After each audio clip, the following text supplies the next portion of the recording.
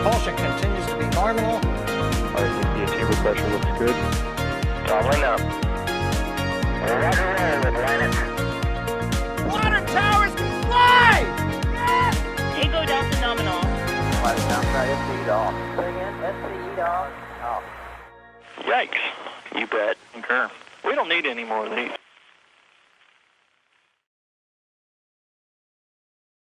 Good evening, everybody. You are looking live at the orbital launch site at Starbase, Texas, and a pair of vehicles, Booster 7 and Ship 24, that are about to form another full stack for what could be one final time as SpaceX gets closer and closer to the first ever Starship orbital test flight. My name is Thomas Burkhart, News Director for NASASpaceflight, and we're bringing you live coverage as SpaceX teams prepare to stack Ship 24 on top of Booster 7 at the OLS in Starbase. And it's going to be what appears to be a sunset operation tonight. There is a road closure that lasts until 8 p.m. Central Time. And so that gives us a rough time frame as to when they might be able to complete the operation, although it could also last longer if they extend that. We'll talk more about that later. But right now, teams appear to be getting close to a lift operation. Chopsticks arms are in position, and we should expect to see the ship lift any minute now. It is not going to just be me on commentary tonight. We've got a couple other voices you may have heard before as well. Adrian Bile is on commentary. Adrian, how are you doing tonight? I'm doing fantastic. Looking forward to see this thing stacked again. Always the most amazing pictures I think we get in Starbase. Adrian, I gotta ask, there's a vent in this view right now, and I'm gonna need you to translate that into a time of lift because I'm assuming you just have a spreadsheet that says that. So can you give us a better time frame? I'm sadly unprepared for predicting this event, but I'm always in love to see a vent on stream. So and I can tell you it makes me happy. Also on commentary tonight, we got Mr. Chris Gebhardt, Assistant Managing Editor for NASA Spaceflight. Chris, how are you doing this evening? I am doing just fine. Ready to hopefully see another Artemis moon rocket stacked. Indeed, definitely a major part of the Artemis program, and I'm sure we're going to talk about that more later tonight as well. But right now, these two vehicles are slated for a pretty simple mission in the hopefully not too distant future. Just try to reach orbit. These are the first vehicles that are slated to make an orbital launch attempt for the Starship system. This will also be the first time that Ship 24 and Booster 7 are fully stacked at the orbital launch site. Is not the first full stack we've seen. Of course, Booster 4 and Ship 20 had the same operation done before they were retired in favor of these newer vehicles. But in theory, and we'll definitely talk about this, this could be one of the last lifts, if not the last lift for the launch campaign, depending on what other tests SpaceX has in mind. There's a couple of reasons to think this might not be the very last one, but we're going to definitely dive into that. Some people are already asking about that in chat, and if you have any questions about Starship, SpaceX, Starbase operations, stuff like that, anything you're seeing, please tag us with @NASASpaceflight in chat. That helps us pick out your questions and answer those the best we can. And we'll try to answer as many as we can. But to start, the big question that I started alluding to here, Rocketman Andrew, good name, says, do you think that this will be the last time Booster 7 gets stacked before launch? Extending this to Booster 7 and Ship 24. Is this the final stacking operation for the orbital launch, or is this another step in the pre-flight process? Chris, what do you think? It's a very good question. I would say that the inner excited part of me wants to say it's the former. It's the last stack before liftoff. But the realist in me and the engineering part of my brain really wants to set expectations here that if this is the final stack for launch, it is predicated on everything in the test sequence going very well. Now, we have seen Ship 24 put through its paces with its various static fire campaigns.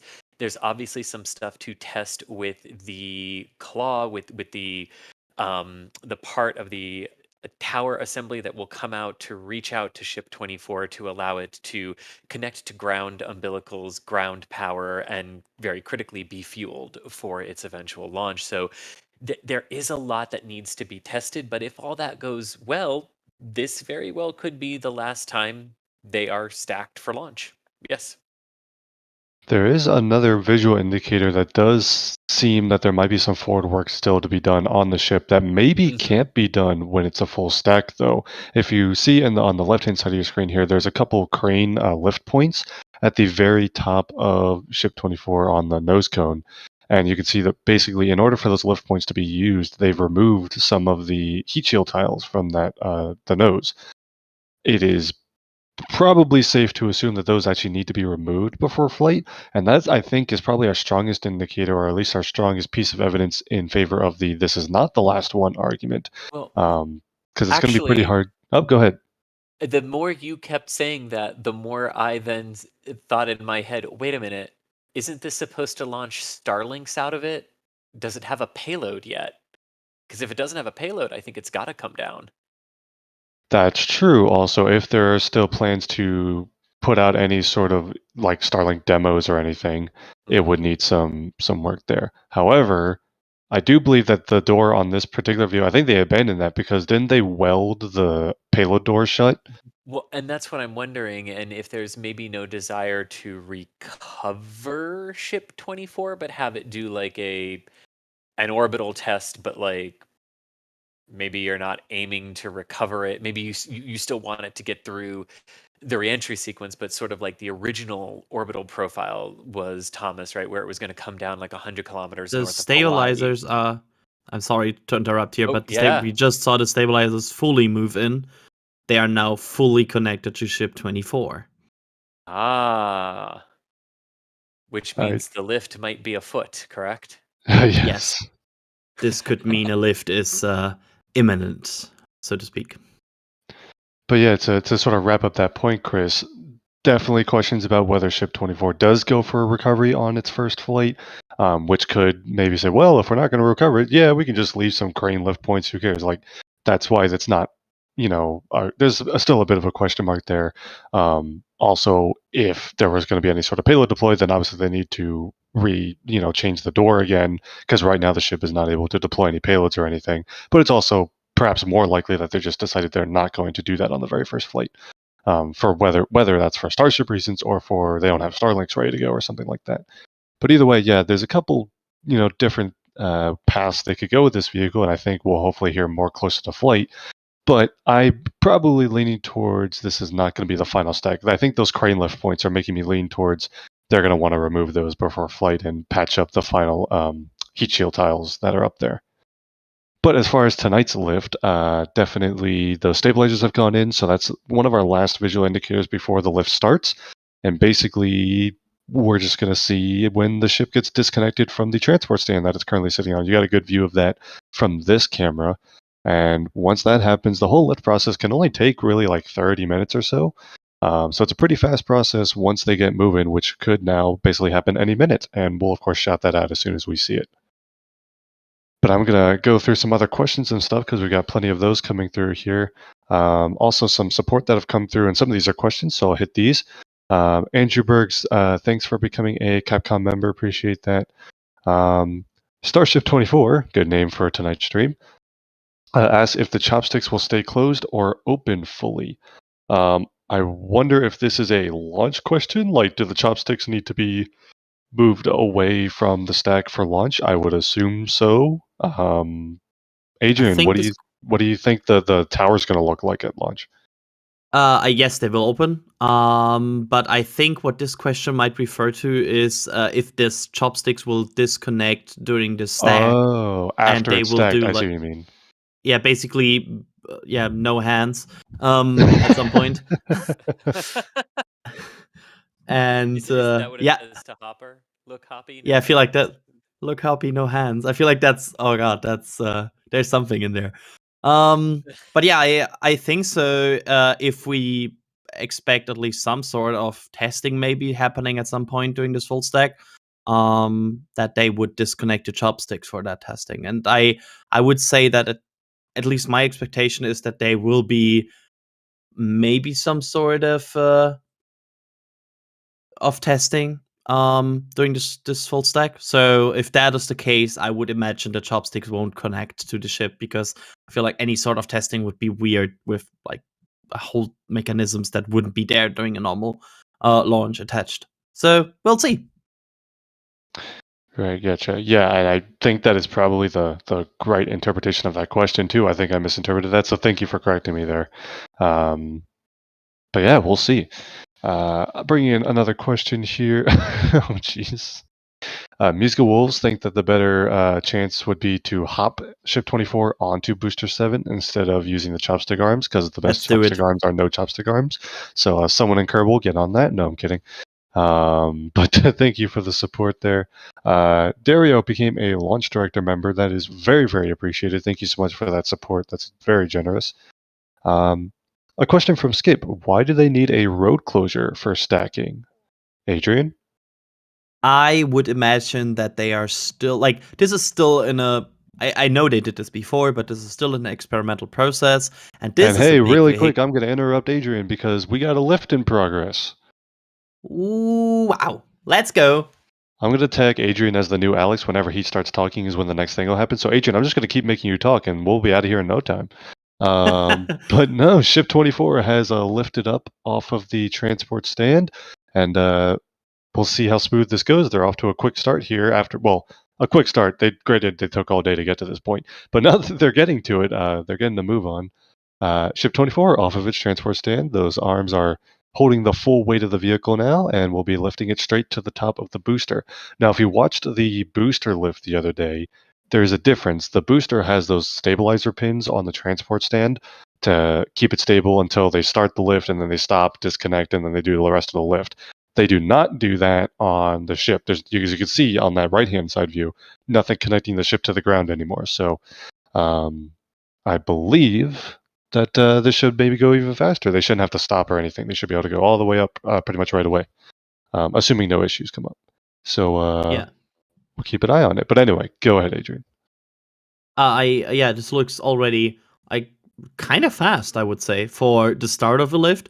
Like, if I remember previous lifts, sometimes we even had that moment where we were kind of uncertain if it lifted because it was kind of like just waving around, and this it just went up. There we go. But yeah, as Alex also pointed out in the back channel, this hold point is kind of familiar to previous lifts of starships. At this point, they're sometimes kind of holding, and then once they go, they really go. So we were surprised, I think, during the first lift, especially when we basically had the whole team here on the stream, how fast they really lifted this. And I think this will be one thing that will be also a surprise for people that have never seen this stuff so far for today. That it's kind of moving fast once it moves. Yeah, once it gets going, right. Yeah.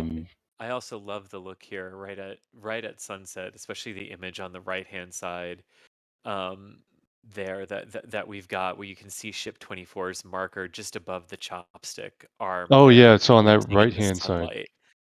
Yeah, and like the way that the thermal protection system or the TPS black tiles sort of race across it, like it looks like we're stacking it looks like we're stacking a spaceship, right? Yeah. Really quick, It Chris, if you have a really chance to does. bump your gain really quick again, that would be appreciated. But yeah, I think we got you loud and we got you clear there. I do like the decals on that right-hand side. And I honestly, I've been just excited once they did that for, it seems forever ago. But it looks like a real ship now. I totally agree. All right, I'm going to keep some questions coming here It's while going the again. lift keeps up. And it's going again. Oh, look at this. Oh, now it's going to go faster, right? Yeah, this is moving fast. Look at on the right side, you can see it. Yeah. Oh my gosh, and you can see it just like I love how you can like almost like it's how you can see it crawling up the side of the tower there. Mm-hmm. We're going to need man, I don't know how the right-hand side view. We're obviously going to have to move that camera eventually, but I almost want like a auto track. We need the auto track software on Ship 24 as it gets lifted. But anyway, I'm going to keep some questions coming in here now that the lift is fully underway. See if we can grab one or two here. We do have another question pertaining to the integration operations. We were expecting a Raptor to be integrated on Booster 7 because there was that Raptor sitting underneath. And a quick view on this camera view, I don't see it under there anymore, though it could be behind it. Like, did we see them integrate that Raptor below the booster? Alexander back channel says yes. Yes, Yeah, okay. yes. I was pretty sure they had, considering I can't see it anymore. But yes, they did get that final Raptor installed. And so Booster 7 should have all 33 of its Raptors now. How fast it goes up. Now Excellent. here's Oh, a view that's- with the sunset. Wow. That's a beautiful view. Okay, bye. It sure Nick. is, Nick. Yep. Hey, Nick. Oh my gosh, that's gorgeous. We waited all you morning imagine- for this. All morning at almost 7 o'clock at night. Nick, what are you feeling right now? I mean, you see you've seen these every single day for weeks and weeks and weeks at this point, but now they're doing the big special thing, hopefully. Yeah, it's super exciting. I'll tell you, the energy today out at Starbase was really, really fun to be a part of. Just about all the people were out there, all the who's who of the Starbase online community were out there. We're all just excited for this lift.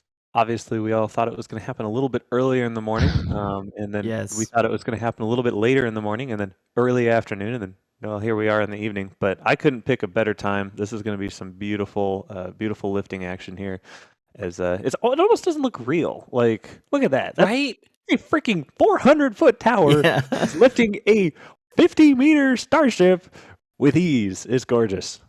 This is like something you would see in a painting on someone's wall, and they're like, "Yes, it took me 3 years to complete the compose." You know, like, Yes. It looks like a render. It looks straight up like, oh, that's a neat little future render you did there. No, that's real. Right, yeah. The What do you mean it's CGI of real? this is getting crazy, you know? Oh, I you do can see love the that Raptors. left-hand side view. First of all, Raptors coming into view, but even before that, I love just looking at the up close at the heat shield tiles, which looks so yeah. much better on this vehicle than earlier iterations, might I add. But yeah, getting a view of not just the 3 sea level Raptors in the middle, but the 3 vacuum Raptors for sure. Oh man. Well, obviously, ship's got a Yeah. little bit of a ways to go because there is a booster in the way, so it's got to get above the booster and then rotate over and set it back down. But doesn't look like it's going to take too long as they're moving at pace now. I do want to have a quick question, Adrian. Maybe you know the answer to this one. That vent that we were seeing, I know it wasn't tied with any testing or anything, obviously, but do you know what system that was? Just for I've got people in chat asking what that venting was actually from. I know we saw it before on chopstick lifting operations, so it's not an unusual thing to see. I would imagine that like some sort of whatever hydraulic system is using parts of the tank farm to work, and that then activates part of the tank farm as it is needed for the chopstick lift. So I'm not 100% sure what exactly of the system, because we rarely see this actually, but it's happening when the chopsticks are lifting ships. Gotcha. Now I Look wanna at the time detail that. you can see in there. I know you need to put it in the spreadsheet. Go ahead, Chris. Yeah, now I want to time that. Sorry, Chris. I think you were going to say something. I don't know if I got you off. Oh no, there. I was just marveling at the detail. Adrian and I were nerding out about just 2 completely different elements of this. Ah, Yeah. okay. We got another question here from Brian saying, "Do they pressurize the vehicle to remove dents, etc.?" Is there? I know we've seen them pressurize things before. I guess I'm not sure we know 100% like which times they pressurize and which ones they don't. But I mean, we've definitely seen them. Like literally, the vehicle's been like sitting on the pad, and it's like, oh, there's a small dent in the stainless steel, which happens on most stainless steel space vehicles. And then you can tell when they pressurize it though, because it disappears. I would guess that both Popping vehicles. a dent out of your car door, right? Right. Yeah. Exactly. I believe that both of these vehicles are at least partially pressurized right now, just for like ambient stiffness. I don't know if ambient stiffness is the right word, but that's what I'm going with. But I would imagine they're both partially pressurized right now. That's what normally happens when you are moving stainless steel space vehicles, of which there are more than Starship, by the way. I also want to answer a question were asked before, but we didn't get to the answer, which is why the road is closed for this, if you mind. Oh, yes. I think, well, this is still something they did not do every day so far. So this is still a lift of a huge vehicle on an infrastructure that is close to a road, close to a tank farm, and close to a lot of things that could go bad if something is dropped. So you don't really want to have like a bunch of people sitting like next to this while something goes bad. So it's a safety measure while a huge crane lift operation is ongoing, and this is a huge crane lift operation. It's a 50-meter Starship getting lifted by some chopsticks. Right. Now, a follow-up question to that would be, I mean, we saw them when they were using actual cranes instead of the chopstick system. There were people in the general, like, obviously you don't stand under the thing, but they didn't have to clear the entire launch site. In fact, obviously you had crane operators and things like that.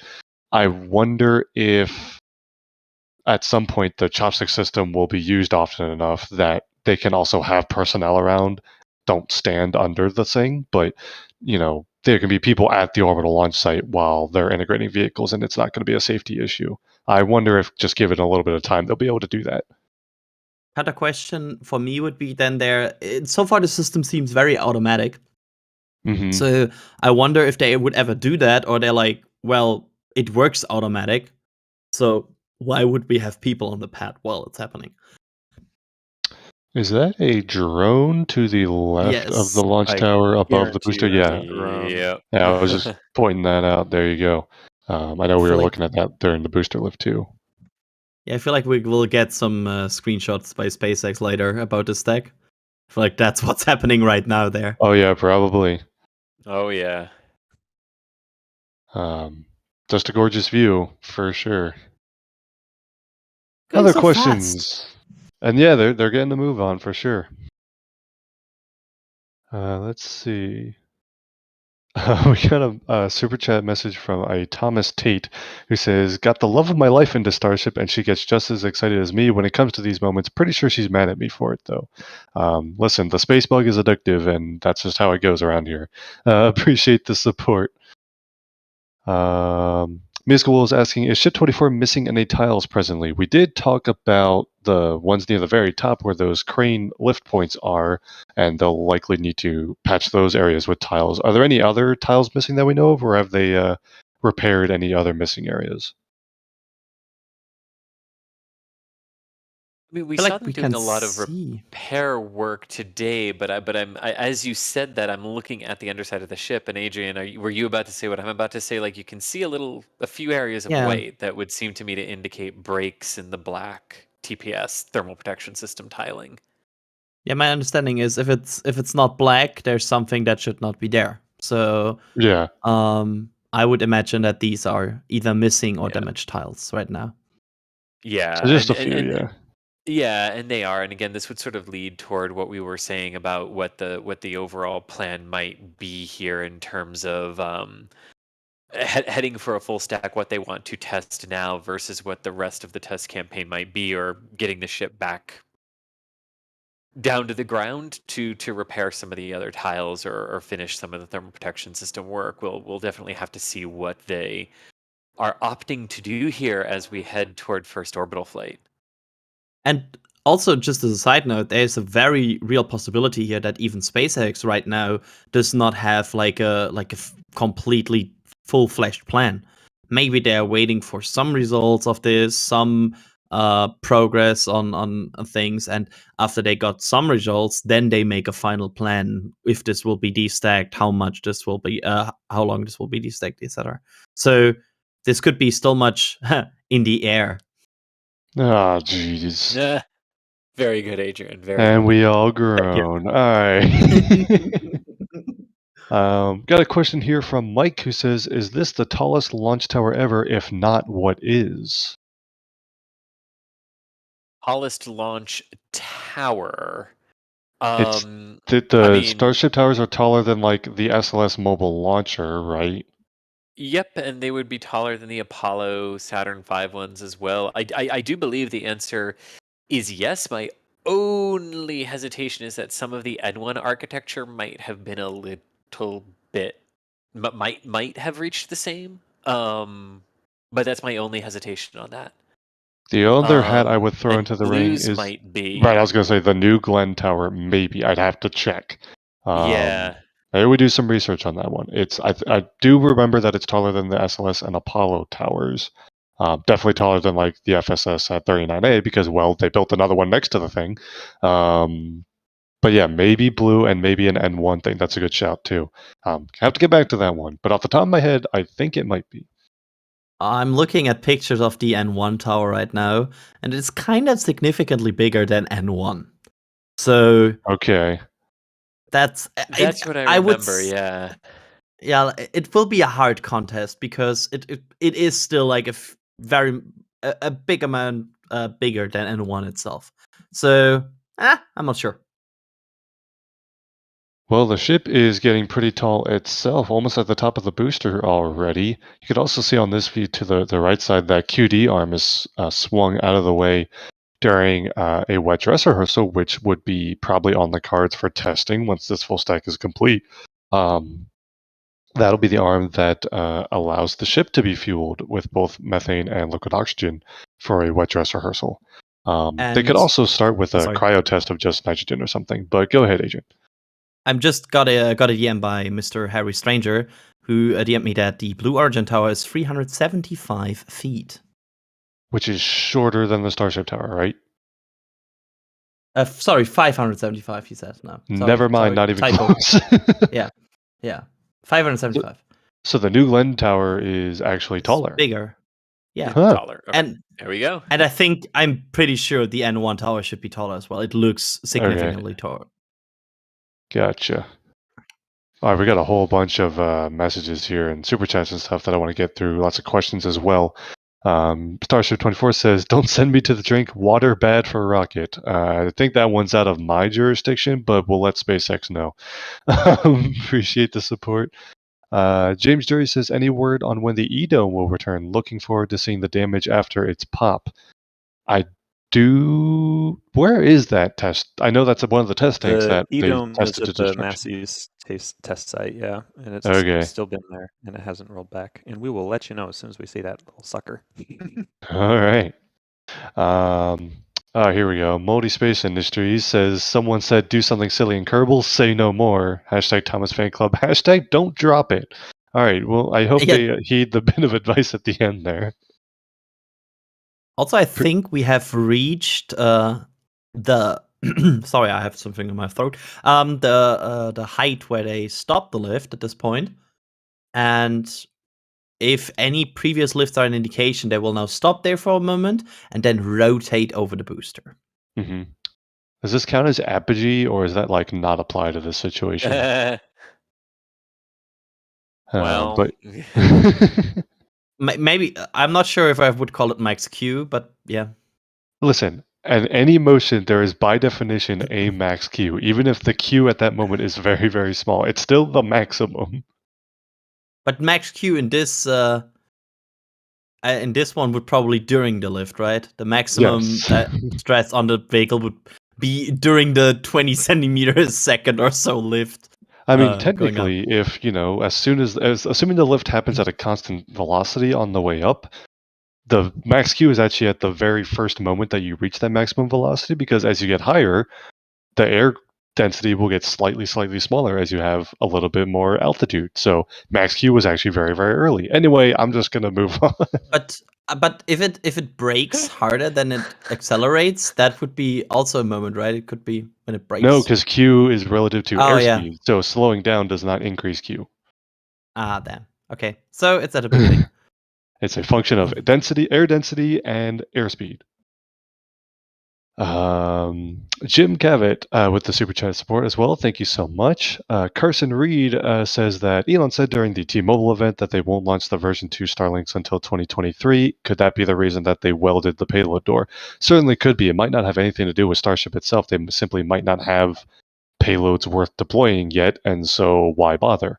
There was talk at some point. I mean, to go, Starship needs to get proving itself.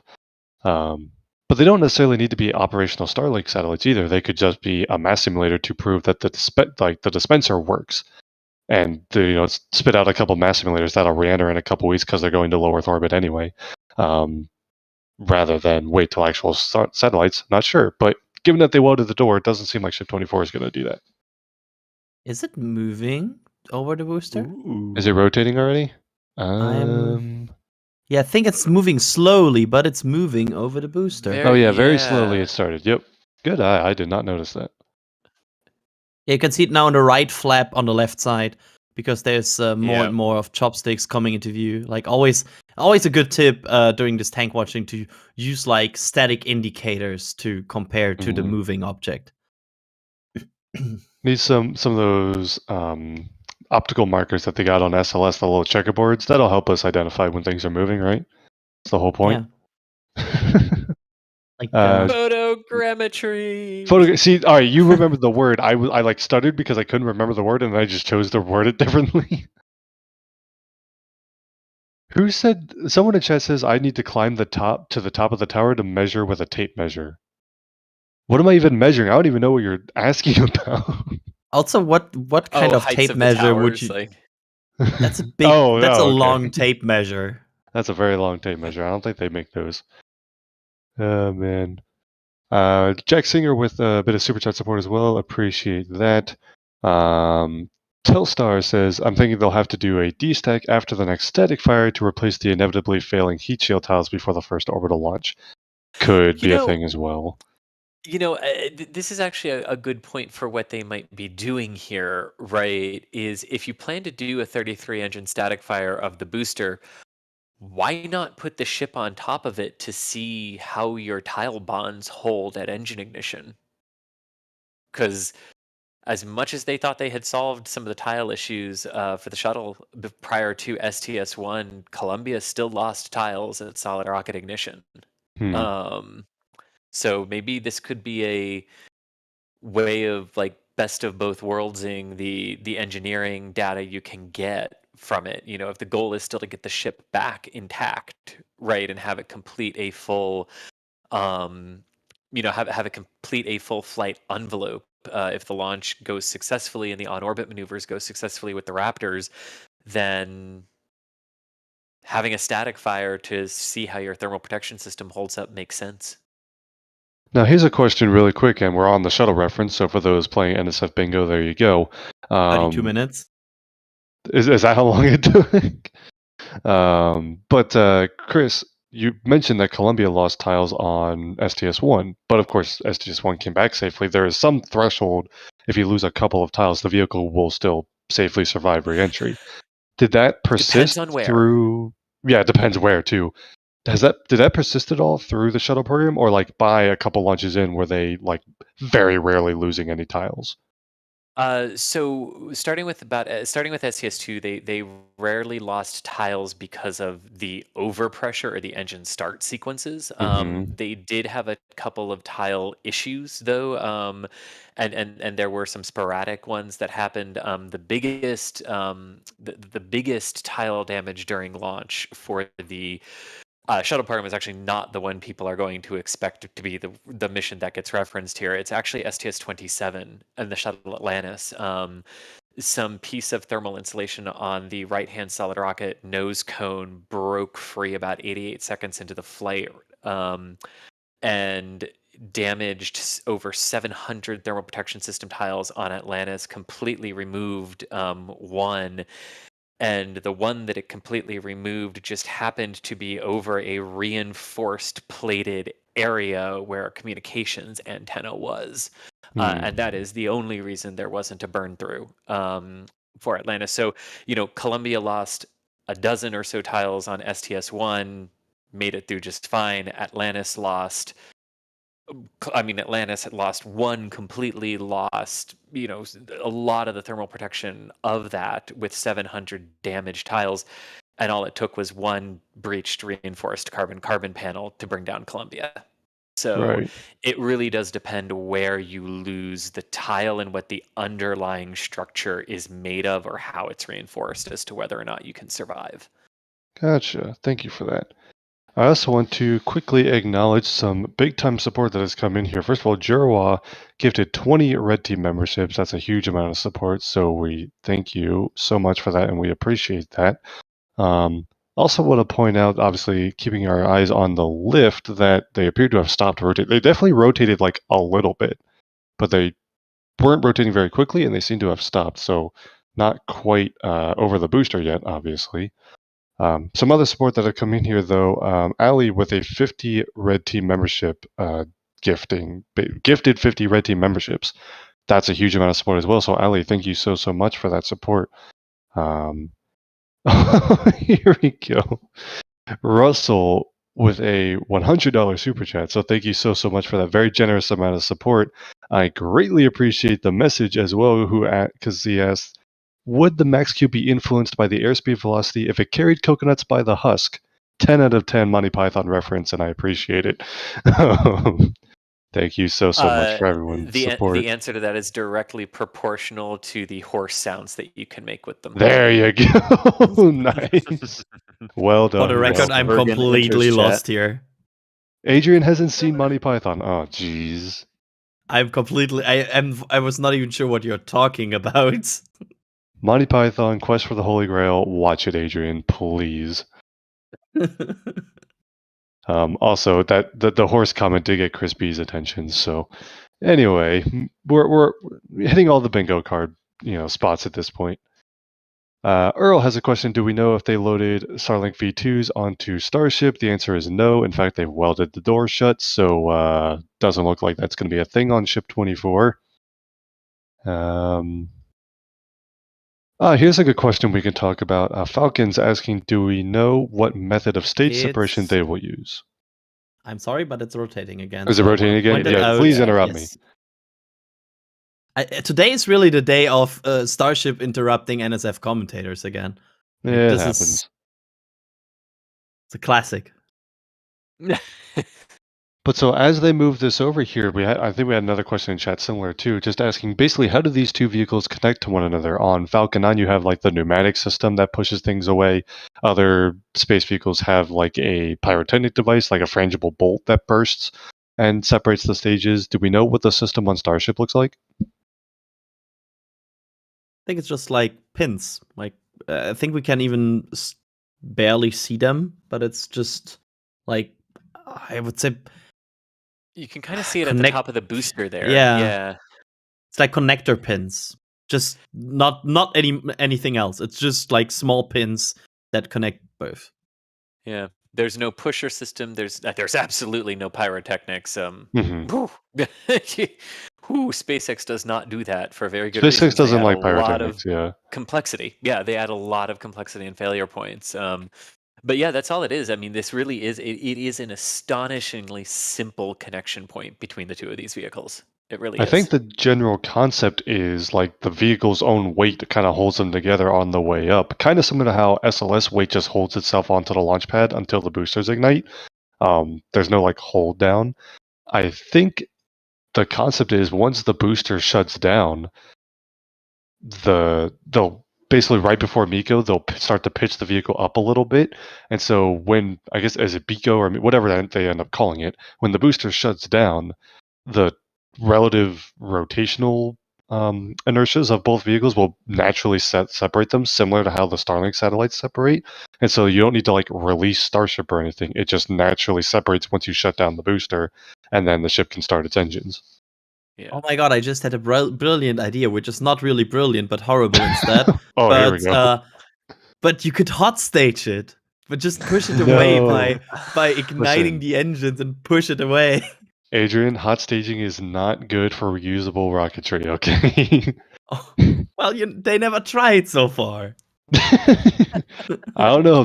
I think plenty of Soyuz core stages has been recovered, and I don't think most of them come back looking very well. Damn it. Okay. No hot staging.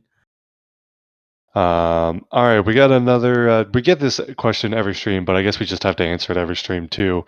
Grant wants us to do a poll from the narrators. How long until launch? I'll start off because I'm giving the same answer I gave last time. They're going to launch on the anniversary of Falcon Heavy, February 6th, 2023. You heard it here first. Adrian, when do you think? January 2023. January. Chris, when do you think? November, because that's when SLS is targeting. Oh no! Don't say. Don't say this cursed No. thing. All right, allowed. November. Nick, what do you think? I'm gonna say 2 weeks, but No, no, no, no, keep in no, mind, no. keep in mind the term 2 weeks is not actually 14 days. It's anywhere between like a few hours and like a few months. So And the you heat know. death of the Okay. universe, like somewhere Yeah, between one there. of the two. 2 weeks, ladies and gentlemen. Chat, when do you think the first launch is going to happen? I want everyone in chat to let us know when they think Sorry. the launch will actually happen. I know there's going to be some pretty big error Wow. bars, but Wow. Sorry, this view is just incredible, though, it is with the pretty cool. sunset. Wow. Yeah, man. And you could also see from this perspective that the ship is still rotating over to the booster now, for sure. What a view. Oh, wow, what a view indeed. Nick, I know you've got cameras out there, and I see you've already started Yeah. tweeting photos as well. Definitely some I amazing views. hate to be the guy to say, "Oh, go look at my Twitter." But if you have an extra device, because these views are amazing too, and this is actually live, I do have some cameras that are out there right now sending me some pictures. I am safely behind the roadblock, so don't y'all worry about that. But yeah, we do have some awesome pictures going up on my Twitter, and we're working on something super special that'll be ready here in a couple minutes. So yeah, stay tuned. That's why I'm not being quite as talkative today, because I am frantically typing and clicking the buttons. Okay, we appreciate that, Nick. Nick's working hard in the background to get you all something we think you'll all appreciate from this. Yes. Mr. Chris Bergen just made a poll where chat can now vote which of our predictions they like the most. Let me see. I hope I'm the most popular. So far, Chris G is winning. Ah, yes. Haha, I am beloved. See.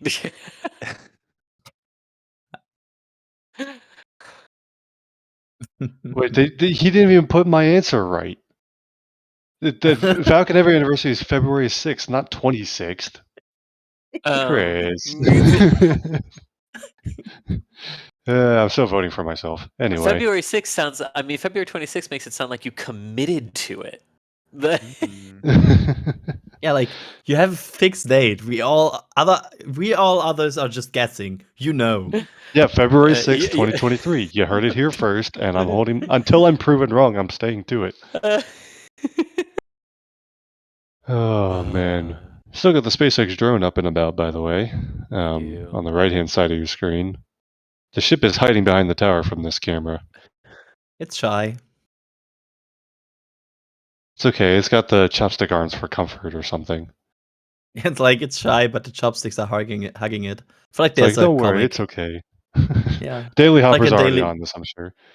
Yeah, Daily Hop. There's a Daily Hopper comic in this.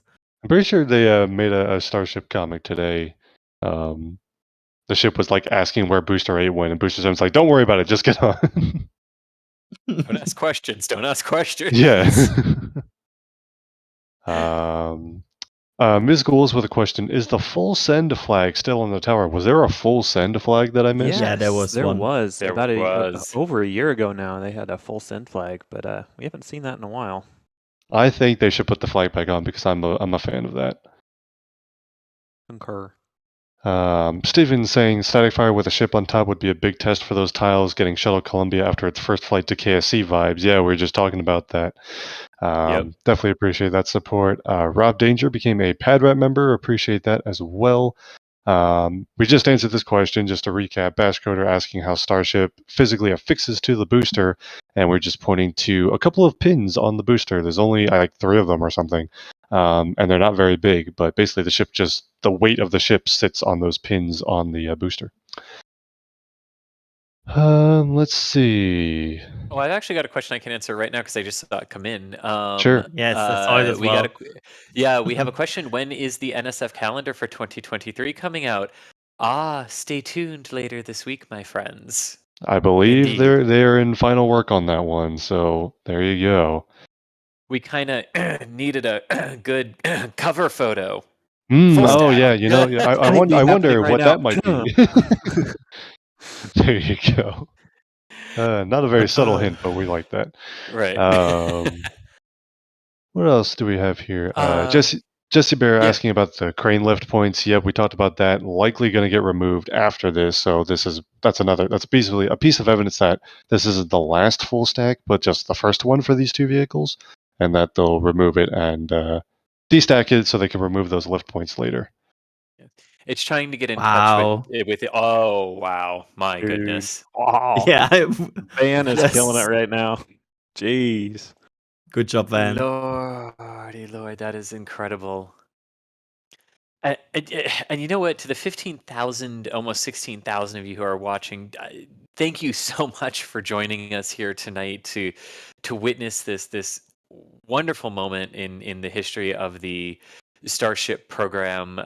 Not just integral to SpaceX's plans for Mars and continuing to make space more accessible to others, but also to the Artemis program that so many nations around the world are involved with the return to the moon for this time to stay. And just to watch this get stacked in South Texas on an absolutely gorgeous autumn night there is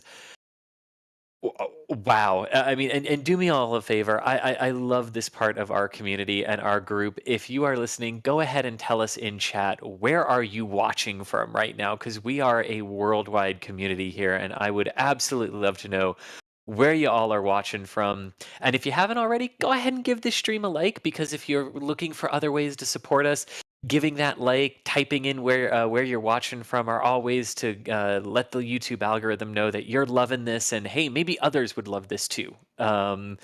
For what we're seeing here today, and look at all the countries and cities fly. This is the part I love, Thomas. I mean, I'm personally a fan of the people who think they're smart and say they're watching from Mars. I don't think I didn't Yeah. see you, but Every time. But yeah, But- a whole lot of places. Chat is moving. Did they update chat? Does it move faster now? I can't even read any of this. It does move very fast when we do these. When we ask people where they are watching from and everything, it definitely does. And too, as we watch, ship is now almost over that booster. It looks like they've got a little bit of a ways to go before they're directly over it and ready to start putting it down. But but again, thank you to everyone who's watching with us and who's submitting your questions. Look at that, like Starship playing peekaboo almost. There you I'm go. always so confused by so many people are watching from Mars, Pennsylvania and Moon, Wisconsin. It's just confusing to me. Do you not have cities in Germany named after planets? I'm thinking about it, but I do There's not got to think be so. like one somewhere. Yeah, there's probably somewhere one, but really we don't have that many cool, fancy, weird city names. We'll think about that. Get to you back later. Yeah, we'll get back to that. Some more questions coming in here. Tom asks, what will the total mass of a fully fueled Starship and booster on the orbital launch mount be, minus payload? Fully fueled, oh gosh. Wet Have we gotten mass the of fuel both? limits? Yeah, I know Elon's given the dry mass for both, but have we gotten the wet mass for it yet? I don't remember. I'm checking the SpaceX website because Well, once upon a okay, time those there's numbers were on a the slightly website. different way we could do this too. It produces Yeah, roughly as- 16 million pounds of thrust, and it has a liftoff thrust to weight of 1.5. So, Oh, yeah. I'm go. doing that right now. I'm actually Okay. doing exactly that right now. That'll at least give us an estimate. There you go. So probably like 10.5. Yeah, I don't know. Yeah, Adrian, go. Yeah. He's got Excel Um, open right now, I can tell. But he's got Excel open. He's doing that. Yeah. But I mean, if you look at this, it does look from this angle that there is some Mhm. good alignment here. Of course, all angles can be a little deceptive sometime, but Oh, there you go. Look at that Mm. view. there Wow. we go. Nice job, Yeah. Chuck. Wow. And And all then you right, can the see ship one is of still those moving. pins. Oh yeah.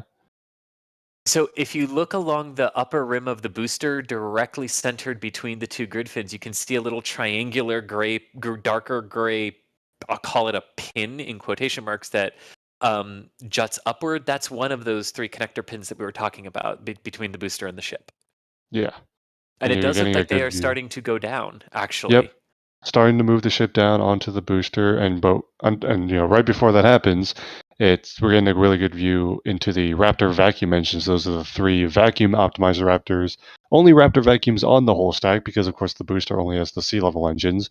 But yeah, those really big engine bells are the vacuum optimized Raptor engines, of course. And those, right, Thomas, are the ones that do not gimbal, but the sea level Raptors inside do. Yes, correct. And that helps give Starship steering authority on the way up, while also balancing with the increased efficiency of having vacuum engines. And it's probably worth noting here, too, that as they go for the final stack here, it's going to be not unsurprising to see them lower it a little bit, stop. Lower it a little bit, stop. This is the part of the process where the alignment, just like when they set the booster down on the orbital launch mount, where it's got to be perfect. So I think I have the answer, by the way, in metric tons. I'm sorry. So a Raptor produces 230 metric tons of thrust, right? Times 33 makes 7,590 tons of thrust. Divided by 1.5 makes about 5,000 metric tons. There so you go. About 5,000 metric tons of propellant. Yes. There you go. Well, that's the full wet mass, so wet That's the propellant full wet. and dry mass together. Oh, sorry, right? sorry. Full, yes. Yeah. That's what I meant. It's not what I said, but it's yeah. what I meant. We knew what you meant. Yeah. We appreciate that. Also, I'm liking as the sun sets, these are still gorgeous views, but also we're going to start to get like the pad lights in and stuff like that. Oh, also the ship QD arm is moving. Here we go. So that's the QD arm that we talked about earlier, used to fuel the ship, and it doesn't have... Well, this is interesting, because the arm doesn't have those stabilizer arms anymore, right? Yeah, that they we don't. know of. But yeah, no, they don't. But all that, yeah, that we know of, yeah. So I'm wondering why it's swinging over now. The ship isn't on the booster yet. I wonder if it provides some of the camera views to help them with alignment. Oh, there's an idea. Maybe. That'd be interesting. Why would they... Well, I don't know. I mean, I guess. So that people don't have to be there during the Yeah, stacking right. operation? Yeah. Yeah. I mean, they probably have cameras in the ship that's helping them do this as well. Right, yeah. Very interesting. But yeah, there is the QD arm. That's the ship QD arm. And yeah, there's a really good view of it moving in. Oh yeah. I guess I'm just thinking, like, I guess if you swing it over, as long as that's not in the way, because the QD itself won't be, like, extended. So you gotta swing it out eventually. You can see some, like, work platforms on the end, so if they do have personnel out at the pad, obviously once it's already stacked and things like that, they can access that quick disconnect. Mm-hmm. And they would need to do little minor repairs and stuff like that if needed. Yeah, if there was like a leak or something, you know. I think we can see one of the connector pins here, by the way, right below the flap, right? Yes. You can yeah, see we just pointed that out earlier. Oh, sorry, I was calculating. Oh yeah, you were doing math. But what Asian is saying is you can more clearly see the corresponding slot in the ship. Oh yeah. Yep. You can see how they align right now. They're getting ready to lower this for the final bit. And then we have a full stacked Starship again. It's been a while, but we're glad to have it back. That's an exciting sentence. It is. I know, right? Yes. Now the question is, what do they do next? Because then it's kind of like, well, now what? Fire up those 33 beauties. Straight to 33. They only done 7 so far. Straight. No, yeah. I mean, I guess I should be clear. I don't know exactly what their next plan is, but we definitely know a 33 engine static fire is in the cards. It would make sense that that's what they would be aiming for relatively quickly here, potentially given the stack that we're seeing in some of the tests that they might want. I'm wondering if we'll see any sort of cryo test again now that it's a full stack, because the loads are slightly different. I bet that's in the cards too. Static fire. I mean, here's the thing. You can also basically do that by doing a wet dress rehearsal, and a static fire is basically a wet dress rehearsal with one extra step. So, in theory, you could do it kind of all at once. Oh, hey, you know what I can see right now? Look at the Raptor centers on Ship 24. There's a blast shield there. Oh, Was that yeah. there before, or is Oh! that new? Ooh! You see That that, looks right? fancy. I see what you're seeing, yes. Michael's saying it's not new. Dang it! I thought I Same saw kind, but something not new. new. Okay. It's probably just the lighting, because remember we were saying earlier here, Adrian and Thomas, that we were going to eventually get the pad lighting that was going to start to come Mhm. on, and the different lighting elements being lit from underneath. But I mean, I definitely saw what you saw there, Thomas. Yeah. Yeah. Well, you I get s- good worth pointing out anyway, I guess. I still think the QD, the ship QD, looks like the robots from Matrix. Yes, and the way the one at the booster, like if you've ever seen it without its hood, the way it like articulates to the booster and then back, it looks like the head of the alien from Alien. It's Right, yeah. but yeah, there's just so many science fiction things going on with this becoming reality. But there was one other thing that I wanted to hit for what we were just talking about in terms of potential tests that are coming up. We really, really, really need to hit that they have not fueled a ship with the quick disconnect yet. Yeah. Yes. So that is a huge, huge test of that part of the system, that part of the tower that also is pending here. But going to what you said, Thomas or Adrian, when they would want potentially to do a cryogenic full stack test like this because of the loads that would go into it, but also because it gives you that opportunity to really test out that quick disconnect arm for ship. Yeah. And for those of you who are new to this and joining, because I know we've got 17,000 of you watching, if this is one of your first forays into Starship, what we're witnessing here is the stacking of Ship 24, which on the screen right now is the top part that's sort of coming down, and you can see some of the engines there, center screen. And it is being stacked on top of Booster 7, which has the big black fins sticking out from the side of it there. And this is SpaceX's big Starship system for the Artemis program for their own lunar and Martian endeavors and low Earth orbit initiatives as well. And when you hear us talk about the quick disconnect fueling arm, what we're talking about is the thing to the right hand side of the screen, the big apparatus that looks like it has claws and a whole bunch of equipment on it. That just rotated and swung over as they are continuing further into the stacking process. And that's the arm that we're talking about there when we say the quick disconnect arm. Yeah, thank you for that, Chris. Also on that note, there's a message here from Philip asking if SpaceX will replace those booster stabilizer arms on the ship QD. And honestly, your guess is as good as ours. But given the Yes. fact that they're doing the stack right now without them, I wonder if they just figured out that they don't actually need them and why bother. But I I also don't wonder know. if maybe they were an interim thing before the OLM was completely fleshed out. Ooh, maybe. And now maybe the OLM has just been strengthened to be able to do it on its own. Yeah, there you go. Or conversely, they just plan to leave the chopsticks around it until it's time to launch. Well, right, there's also that. But anyway, yeah, your guess is as good as mine. Is good. How about how I answer that question? Well, as we wait for the ship to settle down here, Adrian, I think we're gonna let you go. Thank you for hopping on commentary for us this evening. We appreciate you. Thanks for having me. And yes, I need to sleep. Tomorrow is another day in Europe, and it's 2:30. It is very late for you over there, so Technically, we're gonna today let is you the go. other day. I love the way you said that. Tomorrow is a day in Europe. I hope it is. Yes. I would hope so. It's certainly a day. So Uh, yeah, see you all later and enjoy the full stack. Appreciate that. Me, Chris, and Nick will hold it down for now. Yeah. And speaking of that, the ship is coming down again. We're getting lowered down onto the booster again, moving.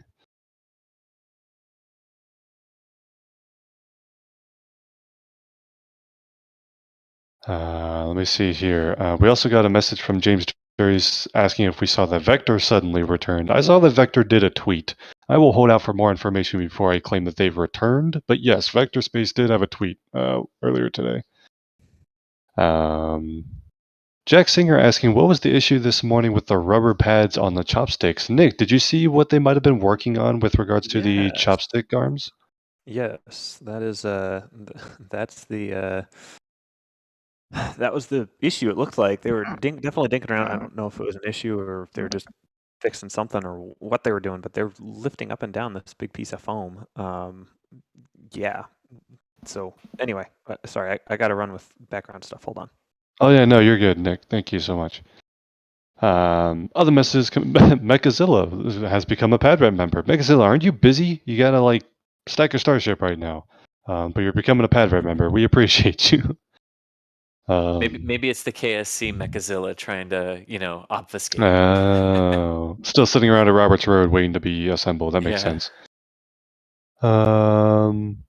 We already got this question. Grant asking about how long until the Starship test launch. We already talked about this. There's even a poll in chat about it. We already answered. Thomas with a very specific February 26th. Yeah. February 6th. The poll says 26th, but my answer was February 6th because that's the Falcon Heavy anniversary. Yeah, man. Let's see. Rolls, thank you for becoming a Capcom member. We appreciate that. And you can see here too the ship continuing to just come down ever so slightly, so slightly. You can see the vacuum, the blah blah blah. Let's try that sentence again. The vacuum raptors, which are the big nozzles inside ship on top, and then you can see the sea level raptors, which are the smaller ones, sort of behind it. The sea level one has almost its nozzle is completely gone at this point, and you can see the ship continuing to lower very slowly as the drone keeps the ever watchful eye on what is happening here. Indeed.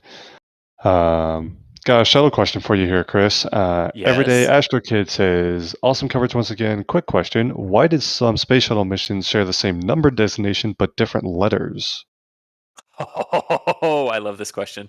Oh, yes. Gather around for the short version of shuttle naming schemes. Okay, so basically they went STS-1 through STS-9 using the standard, just plain numerical sequence. And then, because there was the original plan to launch the space shuttles both from the Kennedy Space Center in Florida and Vandenberg, then Air Force Base in California, they came up with a different numbering scheme, which basically gave... I'll use the 41s because these were the first ones to do it. And instead of STS-10, it became STS-41-A. And 41-B and 41D and so on down the line. And they went with that. I think the highest one they flew was STS-61C right before the Challenger accident with Columbia. And basically what that numbering sequence meant, so STS was just space transportation like it had been before. And then the first number, so the 4, was the fiscal year of the program the flight was scheduled to happen in. But before I continue with that, it's going down a little bit more. So I want to keep our focus on here too, as Ship 24 is about to be stacked. But basically, the first number was the fiscal year of the program. The second number was the launch site, 1 for Kennedy, 2 for Vandenberg, and then the letter was the sequence it was originally manifested to fly in. Yeah, thank you so much, Chris, for being our resident shuttle expert. And Astro Kid, hope that answered the question. And it's going down. Go ahead. But look at this. Yeah. I mean, we're almost there. There's still a big gap, but we're getting there. Knockouts in Space says, Thomas Tape Measure Fund. Appreciate the support there. Really don't think SpaceX wants me measuring the height of their tower with a tape measure, but, whatever. Let's see. Joe NC says, thank you guys for keeping us connected and inspired behind the scenes of space history. Thank you so much for that support and the kind words. Really quick, I want to intro another voice. I know Adrian had to step off, so I think we got another one of our European correspondents on to join us for the rest of tonight's stream. Alex, you on comms with us? Oh, I was hoping for Crispy, but yeah, Oh. I'm around. I'm here. Right, Crispy isn't technically European anymore or something. I don't know how that works, but Yeah, I guess. Ooh. Oh boy, this is so exciting. Another full stack here. I was actually looking back at when was the last full stack. March 15th, 2022. That was basically this year, but 7 months ago, and now we're back. We're back with another full stack, and oh my gosh, these vehicles look so much better than Booster 4 and Ship 20. It's gorgeous. All right, folks. Well, as you can see, the stack is just about done. Ship's getting lowered the final couple inches there, and we'll see what it looks like when it is fully done. But as we alluded to earlier, got some quick turnaround stuff that Nick was working on, and we're going to go ahead and release a couple metal prints already of the latest Starship full stack. You can already buy a pair of metal prints from tonight's stacking, and you can see one right there, Ship 24 being lifted onto Booster 7. Those are available on the NASASpaceflight.com shop. Same quality as all of the wonderful meta prints that we've gotten for a while now. But 2 fresh new photos from Nick on tonight's stacking event. There's the one apogee with ship on top of the booster. I think there's also another one as the lift was getting started with the ship in the arms of the chopstick during sunset. Going up, what a cool shot that was. Nick, wonderful shots. And if you want a print of those shots yourself, go to the shop.nasaspaceflight.com to order your metal prints. All of that goes towards, of course, expanding our coverage, along with all of our other merch, other metal prints, other t-shirts, hats, things like that. Please go check it out. If that's something that interests you, they all look really, really cool. And nice shots, Nick. My issue is just running out of wall space. Yeah. There you go, Chris. Yeah. Because Nick, you take so many great photos. I'm running out of space for them. I'm just grateful to be in a place where there's some beautiful pictures to be taken, because it's not difficult to get a good picture down here. Yeah. Well, and another great picture I sense is coming as we continue to see ship being lowered ever so slowly, almost centimeter by centimeter at this point, down onto the top of the booster. Yeah. Oh, it's the moment where we all say stack, stack, stack. Yes, Crowd in honor, chants, stack, stack, yeah, stack. in honor of Jack, everyone, come on, stack, stack, stack, stack. You know, you joke about this, but actually, as some of the deputies were hovering around all afternoon, some of the people I was hanging out with today, every time the deputy would go by, would be like, "Kick us out, kick us out, kick us out." We just wanted to be kicked out. Let's do this already. That's funny.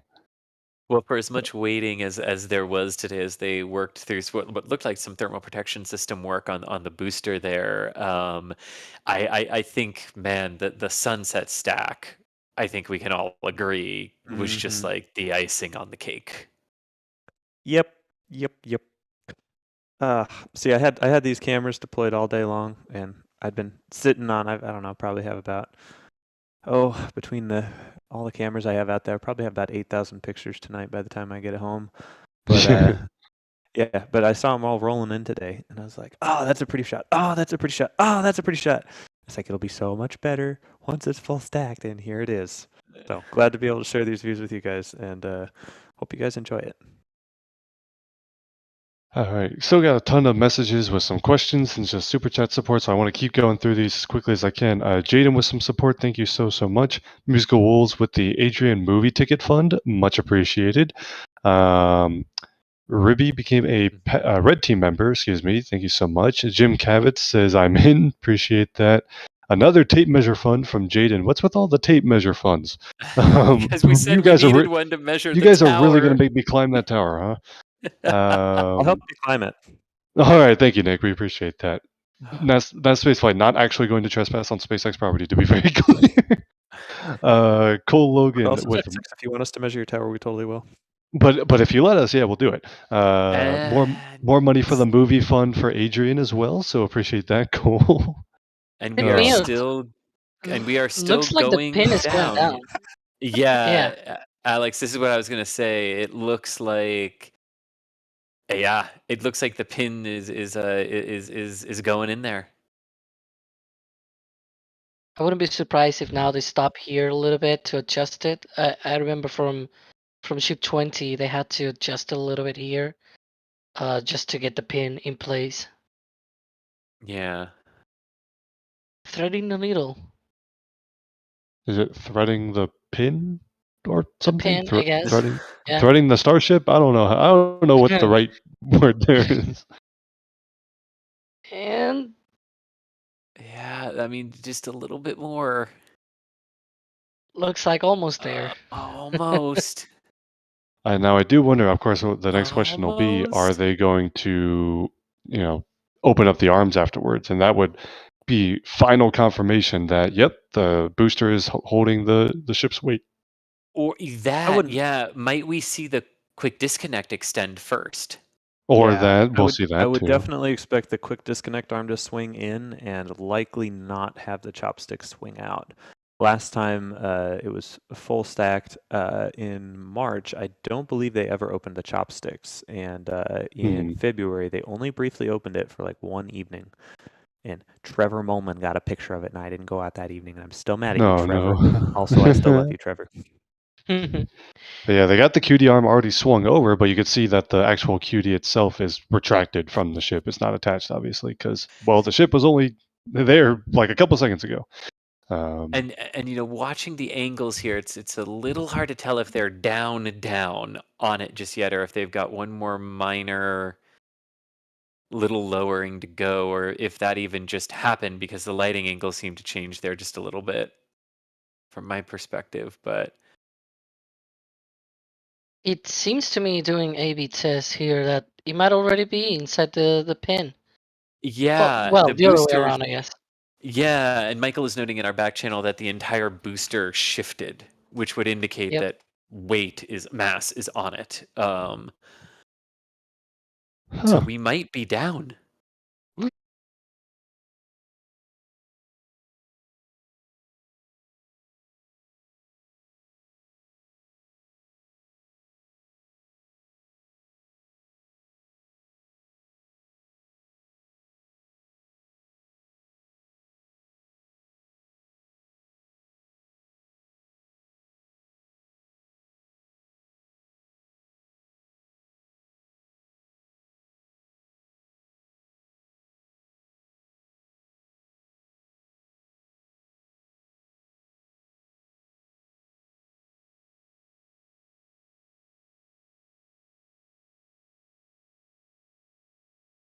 Past 24 hours, and even on prior days as well, I had seen it undergoing testing of retracting, like deploying it and retracting it.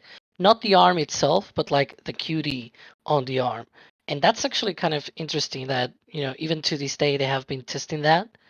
They were like yesterday night, they were all night basically testing it, and then even prior to this lift, just a few hours before, they were also doing those tests, like deploying it and retracting, deploying it again, and it was interesting at least to see that process. So now we're gonna see them deploy it again, but this time for good, I guess. Wow. All right, I'll keep questions coming here because Yeah, we still please got a whole do. bunch of super chats to get through here. Thomas Bolden asking if there are any road closures scheduled for this week or in the near future. I believe the old whenhop.com shortcut still works. Yep, sure does. In addition to today, they had a closure scheduled for tomorrow between, 8 a.m. and 8 p.m. Central Time. Although I would imagine that was just a backup in case they didn't do the lift today. I don't know how quickly they're going to be able to get into testing. So I'm not sure. We'll have to stay tuned on that. I would imagine more closures are going to come soon. Are you guys are hearing the assistant to the news director, aren't you? Yes, We are. Valentina is live on air with us. Yes. I trusted that letting her in this room would be fine, and apparently she's making her presence known. Oh, thank you, Michael, for putting the name card up there. We appreciate There you that. go. One thing that I should also point There's out, a card. Oh my gosh. yeah, there's a card. One thing that I should point out though, and I think we kind of were talking about that on the back channels a few hours ago, that it appeared to me or to a few people also that maybe the connections on the QD on that umbilical might not be open. So and now that the lights, at least I think the light now kind of let us see that you can kind of see like some covers on top, but it's not fully clear. It's I wouldn't say for sure like 100%. So I wouldn't be surprised if once ship 24 is secure on top of booster 7, they go up the tower and just remove that and let the QD connect to the ship. Like that's a possibility here as well. All right, gotcha. The drone Uh, has been really maintaining its position, which is what's sort of giving me, mhm. like which is interesting, right? I mean, for what they are potentially looking at and considering here as they're doing the stack. Yeah, I do wonder how quickly. The problem is we don't want to like. Right on cue it leaves. Like, Well, yeah, of course. Also that. But I wondered, how quickly are they going to try extending the ship QD, actually, connecting? I know they swung the arm over. How quickly, if they do that, are they going to swing the chopstick arms, if they do at all? Not sure exactly what the stack is going to look like, because again, we don't think this is going to be the last full stack for these vehicles because of the lift points on top of the ship that probably need to be removed. So it depends on what testing they're going to do with this first stack here, but it's cool to see these vehicles, in their rightful places and in the launch position, if you will, at the orbital launch site. the drones leaving are also a good indication that it's fully down and fully stacked too, Absolutely. right? Because they would have been there to help the teams monitor the distance between the two as they were doing the operation. So the fact that they left is a good sign as well. I want to speed run another couple of super chats here, but again, interrupt me if anything else noteworthy needs to be pointed out here. Jirwa says this is for some popcorn and soda for Adrian to watch Monty Python. So appreciate that, Jirwa. Coconuts. Kate, yeah, coconuts, of course. Kate says, "Will they do a static fire of the ship while it's stacked on the No, okay. The first time I read that, thought it said something different. I don't think they're gonna fire the ship's Raptors when it's sitting on top of the booster. That sounds like a bad idea. Don't think so. Think that'll be a booster static fire with the full stack, sure, but not the ship." Yeah, to our knowledge at this point, the engine like firing testing part of Ship 24's campaign is done. Yeah. It still needs some fueling tests via the quick disconnect arm that we were talking about, the arm that reaches out from the middle there. But yeah, the engine firing tests are to our knowledge done for Ship 24 at this point. Not for the booster, but for the ship. Right. Yeah. Exactly. Let's see. Video Scrap Heap with some super chat support. Appreciate that as well. Connor G says they could launch December 9th and be the anniversary of SN8. There's another anniversary they could tie in. We'll see. I like that one. Also, it's sooner. So I really so like it's sooner. So there you go. Keith, that, thanks for Thomas. becoming. Listen, you're not right yet. It's just a guess. Keith, thank you for becoming a Red Team member. Appreciate that as well. All right, asking for another commentary poll. What do you think the outcome of the test launch will be? I'll go first. I'll say 100% success. Go on then. You can all have different opinions if you want, but I feel like if I say something, I'm going to jinx it, so I'm just going to not say something. Thomas making the rest of us look like pessimists. Well, you all made me look like pessimists with the launch date, so here you go. Okay, that's only fair, I guess, huh? Outcome of the first orbital launch. I mean, while they have certainly done a lot of testing with the Raptors, they have never been put through the pace like an orbital launch will demand of them. They've never been put through the pace of like full orbital duration. We still see tiles falling off sometimes when a booster ignites an engine and the ship's not even on top of it. So, while hold on a sec. Go ahead, Folks, Adrian. because sorry, Alex. Sorry. Hey, I'm seeing right now, and there's a gap. Oh, yeah. Yeah, they're lifting back up. 24 and Booster 7. There's a gap again, so yep. Seems like they're maybe not done with the lift. That's something that I was actually talking in the back channels that usually, so for the last ship lift, which was like all the way back in March with Ship 20, they didn't have the stabilizer on the QD arm as well. So this kind of configuration is not the first time, but it's obviously the first time for these vehicles. So that back then, they didn't remove the arms, but they did remove the stabilizers. So the stabilizers just swung out. So one of the things that I was actually pointing out in the back channels is that once they swing out, that's when we actually can call it done for the day, because it's like now you can fully assure that they're not going to move it again. Right, yeah, from they where won't move it. Exactly. So while the pin was obviously on the place, it might not be completely in the position that they want to. So they're probably adjusting it a little bit here and there, and again, few adjustments that they might need to do right before they can actually call it like, this is it. This is already stacked and it's good to go.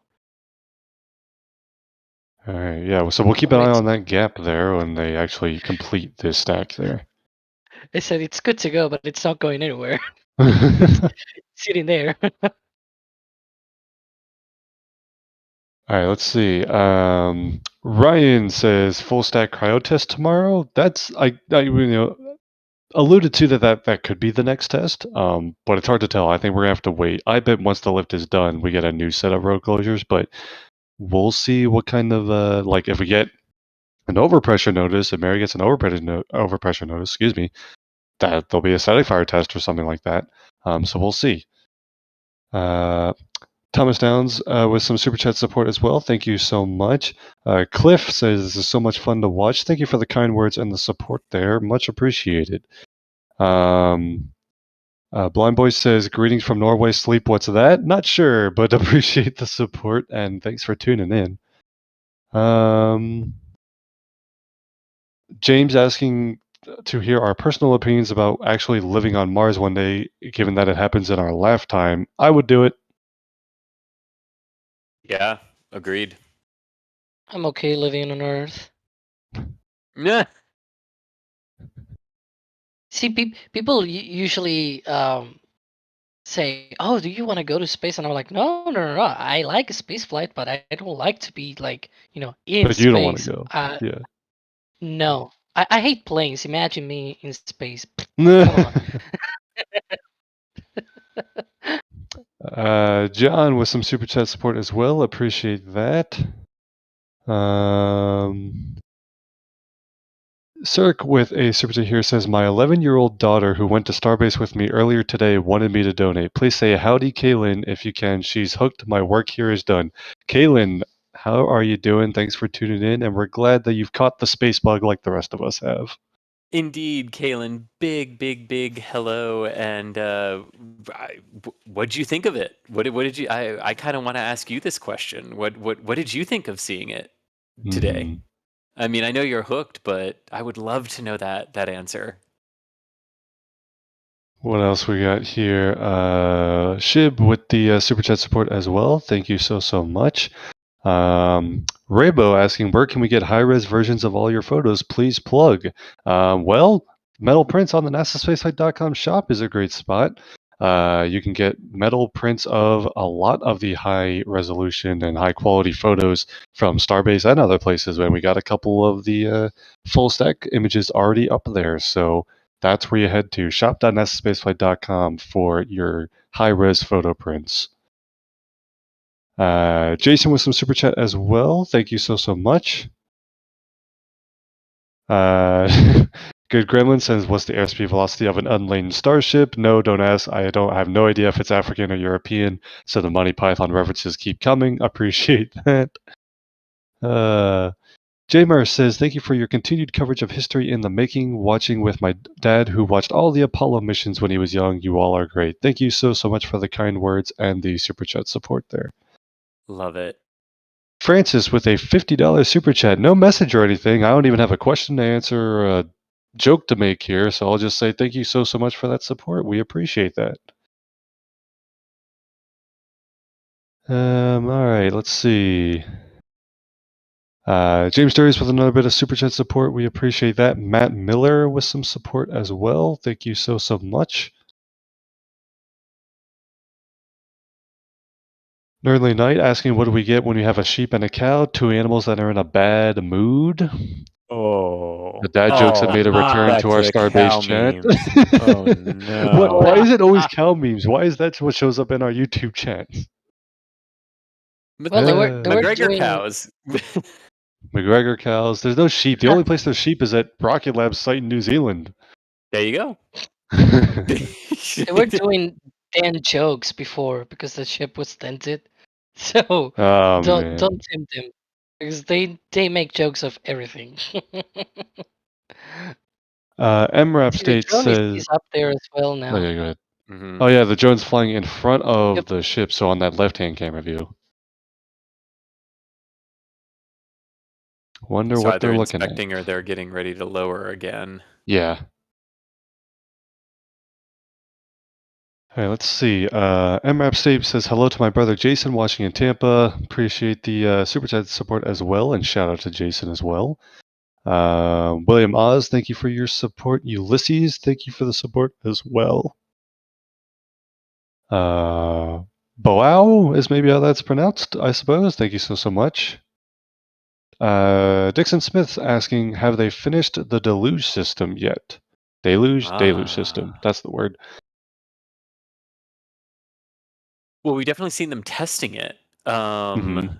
And getting it ready. Is it finished? I would hesitate to say that anything on the OLM aside from like the fueling systems might be finished. And I still Yeah, use finished very loosely here, but yeah, go ahead, Yeah. Alex. I would say more than a deluge, it's more like a hyper mister or something like that. I think Nick mentioned before the previous one that they had was more like a mist thing that they had. Mhm. This one is obviously more powerful and has more flow, but I wouldn't call it fully deluge because it's like you will probably need a ton more of water and flow there just to be able to actually be deluge system. But yeah, I mean technicalities or whatever. But yeah, it's definitely not what I will call deluge system. And let's see. Everyday Astro Kid says, now for the obligatory bacon segment. We don't have Jack on stream, so no bacon segment today. Although if we say bacon 3 times fast, maybe he'll show up. Let's see, what else? Casper says, shout out to my friend in the Philippines that I pulled in to watch this. Hey, Cheryl. So there you go. Thank you, Cheryl and Casper, for tuning in. A lot of people giving shout outs to other people that are watching, and I appreciate that. Let's see. James with the super chat support. Appreciated that. Roseanne saying, didn't expect the live commentary coverage after the announcement. No, the live coverage isn't going anywhere. I know we put out an update just talking about how we're handling the daily video content and stuff like that. But trust me, major event happening in Starbase, we'll be live for it. Oh yeah, that's a good point. Yeah, no change to live coverage. No change to live coverage. Yeah, only the daily like curated videos are slightly altering for our expanded coverage. Yes. Yeah, if you want to be brought up to speed on that, or just see Jack make a lot of bacon, I hear there's a cameo in that video. There's a recent NSF update on our video plans, so you all know what coverage we'll be providing and how we've kind of evolved our plans to keep providing the best coverage that we can of Starbase and other places. Because to those of you who are new, we do daily content, and not just from Starbase, but from Kennedy Space Center, from McGregor, and we can make cameras appear a lot of places. So yeah, this is definitely check out the rest of what we do and what we have to offer. For example, if you missed the booster rollout yesterday. Well, the lift was yesterday. The rollout was last week. Lift. Sorry, the boostered lift. I knew something was yesterday. The lift. If you missed the boostered lift yesterday, that's a video that you can go watch on our channel. If you're interested in past tests, go ahead and go check those out as well. The more the merrier on that. And actually, one of the things that I will say is that our live coverage is not really going down at all. It's actually going up and more up. We're live streaming. I think we're live streaming more than ever now. It's crazy. It's totally crazy. I think Jack once said, "There's no stops now. We removed them all." There, yeah. So there you go. Oh, here's a good question that I'm actually getting through Twitter. What's venting?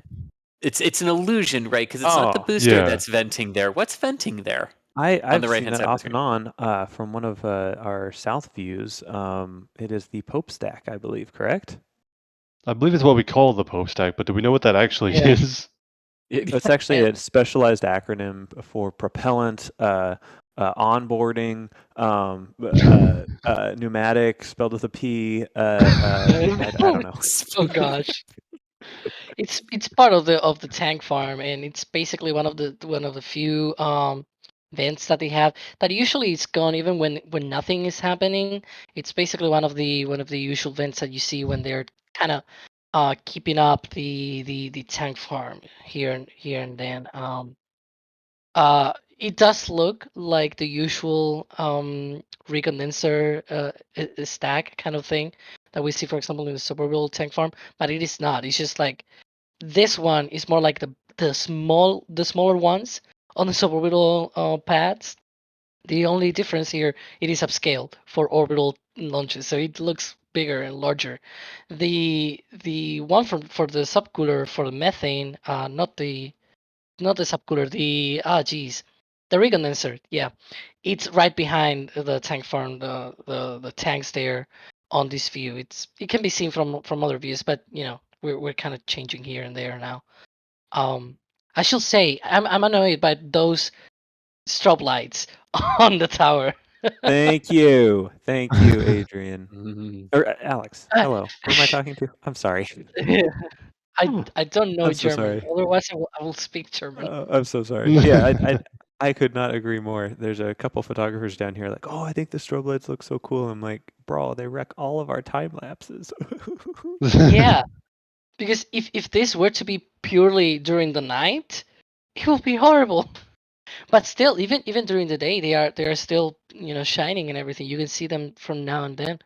Oh, they are annoying. Anyway, keeping the questions coming here, also just a brief update for those who may have been aware of a rocket launch happening elsewhere in the world, basically a small sat launch vehicle from Japan with just a couple small satellites. Appears that launch may have failed. We're going to wait for official word from the Japanese space program on the status of that launch. But for those that may have been following the Epsilon rocket launch, it appears that the rocket failed either during or before third stage flight. So just an update to acknowledge that because I see a lot of mentions of it in chat right now. But stay tuned for updated coverage on NASASpaceflight.com of that launch. Meanwhile, things appear to be going well here in Starbase, where we got Ship 24 stacked on Booster 7. Still waiting for it to kind of be rested down more permanently onto the booster as they've been adjusting a little bit. And we got some more questions coming in anyway, so we'll keep those coming. Jawless, thank you so much for that support. Octavian says the lifting ports are still attached. Elon says, "Are you guys silly? I'm still gonna send it." Yeah, some grain lifting points on top of the ship, which could indicate that the ship will be destacked before it actually is ready for flight. But let's see here. Jawless says, "Full send. Light this candle." James with some super chat support as well. Thank you so much. Mix the Wolves, did they get the drone stuck in the interstage? I don't think so. Ooh. But that would be an interesting failure mode. Oh boy. That would definitely be a reason to unstack it real quick. Listen, the drone can just provide extra lift because it's got propellers, right? That's how that works. Yeah. It's not. I think, For the record, that's not how that physics- works. Physics, you know. Just physics. I don't think that's how that works. Just turn the propellers to maximum fastness. Oh gosh. Kevin Blackman with some super chat support. Appreciate that. Kyle Trick. There are 4 lights. Ah, very good, very good. There you go. I know Christy would like that one. Let's see. Oh, here we go. Huzzah says, "Hello from Spokane, Washington. My 5-year-old son ran to me the other day telling me, 'Come look at SpaceX,' pointing to an airplane, but was convinced it was SpaceX. Please give my son Aw. James a huge fan shout out. Thank you so much." Huzzah, thank you so much. And James, shout out to you, buddy. Keep looking for the SpaceX rockets. Hope you get to see one soon. And thanks for watching. We appreciate you. Glad you're tuning in. I love that, James. Love the excitement and love that you're looking up. Keep looking up. Another question here. Russell says, "How did you guys meet each other? We all liked space. So we started talking about space to each other, and now we talk about it to a lot of other people too." Is that a good synopsis? I mean, that kind of count. That's kind of it, right? I mean, that's kind of it. I mean, yeah. Other than that, like, I met you when you moved here. Like, Yeah, that's true. I met Chris years after he hired me. Whew. Yeah, that's true. Yeah, I was working for NSF before I met any of you people, in fact. But yeah, there we go. Indeed. Let me see. Here's a question. Stefan asking, is it weird that I am most curious about the vibration modes for a monster like this? Raised by a lucky den, and I got to see their satellite shaker. Yeah, those are really interesting, and I think that's something that comes with the first flight test. When are they going to figure out the exact kind of vibration modes of the vehicle during ascent, right, Chris? Yeah. So yeah, I can definitely see that from the satellite perspective. So yeah, the acoustic environment that would and the vibrational environment of the vehicle is something that they would be studying quite a bit in modeling right now to sort of understand what that's going to be for the dynamics of the payload and what the payload adapters are going to have to withstand and what the payloads themselves are. I would also imagine that there will be instrumentation probably inside of the payload compartment at this point during the first flight just to help validate those computer models as well. But also worth noting that they have to have some idea to this already because they've got customers already. Yeah. Yeah, they have like they released that Starship payload users guide a while ago. It was like a very basic one. I don't remember if it had vibration data. The Falcon one does, but like the expected vibration environments. But obviously that's just based on models, not actual flight data. So I think that's got to be an objective of the first flight too, right? I would say so. Yeah. Keeping the questions and messages coming here. Eva just says thanks for the great work. Keep it up. Appreciate that. Jesus asking how are Ship 24 and Booster 7 connected. There you can actually see there's a couple of pins. There's 3 pins on the top of the booster, and you can't really see it right now because the vehicles are very close together. Although in this view, I'm still seeing a bit of a gap. It's hard to tell if the ship is actually down on the booster or not, especially as it got darker. But there are basically 3 pins that the ship sits on the rim of the top of the booster.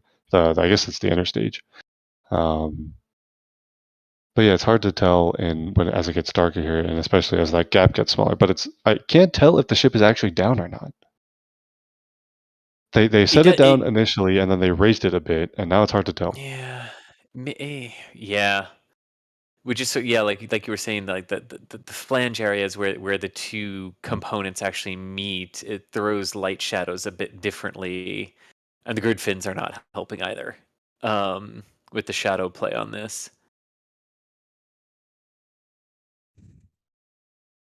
All right, another question from Roseanne, just with another super chat saying thanks. Of course, our pleasure, Roseanne, and thank you so much for that support. We appreciate that. Robbie says, as someone who suffers from migraines, I agree that the strobes are terrible. Home from work today because of one, so thanks for keeping me company. Well, we're happy to, Robbie. And yeah, hopefully the strobes go away at some point, because I think they're annoying, especially to the photographers. Let's see.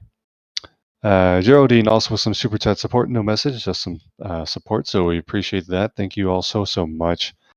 And all right, here's a cool question to wrap on. James asking, when Starship ultimately travels to the moon, what landing sites would you pick and why? Got to be at the South Pole, right? Oh no. No. Well, you don't have to be at the South Pole. I mean, you do for Well, I the know, Artemis but program because that's yes. where NASA sort of wants to go with that. But you wouldn't have to pick the South. Oh, I mean, I don't know. I wouldn't necessarily pick the South Pole. Well, I'm wondering. I just picked that because I know that's like, especially to NASA and the scientific community, there's a lot of interest in that area. So that's where my mind went. Are there any Yeah. other areas that like pique your interest? You are admittedly more in tune with like planetary science and things like that. So maybe you know something I don't. Well, I would want to diversify the landing locations because one of Sure. the fascinating things about what we about the small amount of samples that were brought back during the Apollo lunar missions is the wide variety that they showed in the lunar geology.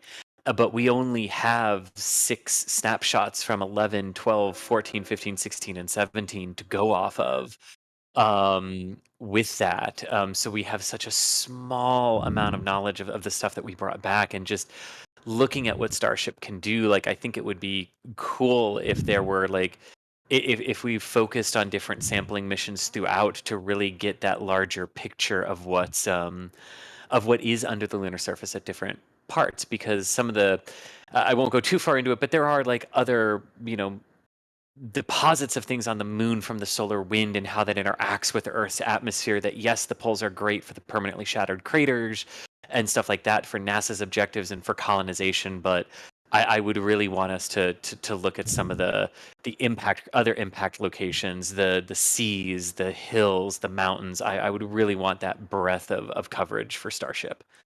Nice. Yeah, totally. All right. Well, really quick, I do want to offer again, if you liked some of the visuals we had today, especially because this lift started right before sunset and there were some gorgeous views, not just from our live stream cameras, but from our photo cameras set out there by Nick today. And if you want a print of some of those images, we've got them on the NASASpaceflight.com shop. Metal prints available already of tonight's full stack. There's a pair of them from Nick already up there for purchase. If you want Starship on your wall, you can now have a full stack. You got the apogee one with ship above the booster, and you also have the going up one with the ship in the chopstick arms on the way up to meet the booster. Also, of course, tons of other metal prints from other rockets and other launch sites, as well as all the other NSF merch that we've got, shirts and things like that. Always trying to add new stuff to the store, and our latest is merch from tonight itself. Rapid turnarounds of photos from Nick on the NASASpaceflight.com shop. Best way to support our coverage out here and help us keep doing what we're doing. So we appreciate everyone who does that. Go ahead and check it out, shop.nasaspaceflight.com. Also, just want to speed run the last couple bit of super chats that we've got in here. Christopher says, "I'm an hour behind the stream, but we need an ambient stiffness T-shirt." No. That was a silly Thomas saying, and we don't need to repeat it. There's got to be a better word than that. Clint saying we've got a full stack, ladies and gents, except he said stack by a stack of pancakes. I approve. Appreciate the support there. That was also a $50 super chat, so a lot of generous support there. We appreciate that. Alan says, why do the flashing lights look like reaction control thrusters? They kind of do if you think about it. Appreciate the support there, Alan. I do want to give a very big thank you to everyone who sent support to the stream, not even just super chats or if you went and bought some of the new merch. Also, if you just tuned in, if you hit the like button, if you offered some chat messages or some questions that way, we really do appreciate you all tuning in. I think we're going to go ahead and wrap up our commentated coverage of the full stack. It appears the ship is down onto the booster. And of course, we've got 24/7 views of Starbase on Starbase Live, which is where we're going to throw you all to now. So you can keep an eye on the newest full stack down there in Starbase. But really quick, going around the horn, my name is Thomas Burkhart, News Director for NASA Spaceflight, answering some questions and offering some commentary tonight. We also had Chris Gebhardt, Assistant Managing Editor of NASA Spaceflight. Chris, thanks for joining us tonight. My absolute pleasure. Thank you very much, Thomas. Good to see full stack once again. Also had Nick and Sweeney out on comms today, also managing some photo cameras, of course. So Nick, thank you so much. Absolutely. Thanks for having me, guys. A pleasure to be here and awesome to have a full stack. Stay tuned to the Twitters for more awesome pictures. Sounds good. And Alex, thank you for hopping on comms as well for us tonight. We appreciate that. Always a pleasure. I'm always here. Would have been watching anyway, right? Yeah, I will otherwise be watching. So it's like I don't care. Like I can come here anytime you want. There you go. Also had Adrian Bile on comms earlier today. So Adrian, if you're still around, thank you so much for your support. And Michael Baylor was pushing the buttons and pulling the levers on tonight's stream. So Michael, thank you for your support as always. That's going to do it for our commentated coverage. Ship 24 now stacked on Booster 7, and we can keep an eye on it over on Starbase Live. So we'll toss you all there now. But thank you all so much for watching. Stay tuned for future coverage. Let's head to Starbase Live.